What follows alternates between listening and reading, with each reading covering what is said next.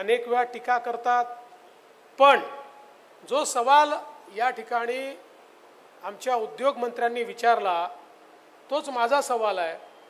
साहेब, आपण 5 वर्ष सरकार चालवलं, आता 2.5 वर्ष सरकार चालवतोय, 1000 प्रकल्प मी दाखवू शकतो, 1000 जे या काळामध्ये आपण करून दाखवले, 1000 प्रकल्प।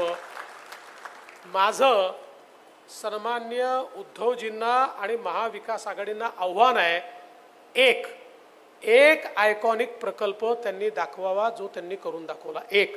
एकही ते दाखवू शकत नाही, कारण 2.5 वर्ष आम्ही केलेल्या प्रकल्पांना कसं थांबवता येईल यातच त्यांनी घालवला। मग अटल सेतूला कुठे थांबवता येईल, मेट्रोला कुठे थांबवता येईल, कोस्टल रोडला कुठे थांबवता येईल, वेगवेगळ्या सगळ्या प्रकल्पांना थांबवणं।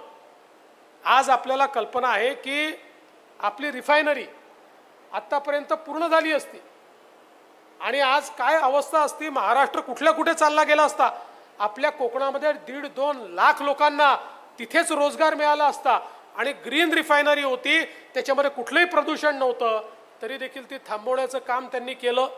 पण आपण सरकारमध्ये आल्यानंतर त्यांनी थांबवलेल्या सगळ्या गोष्टी या पूर्ण केल्या।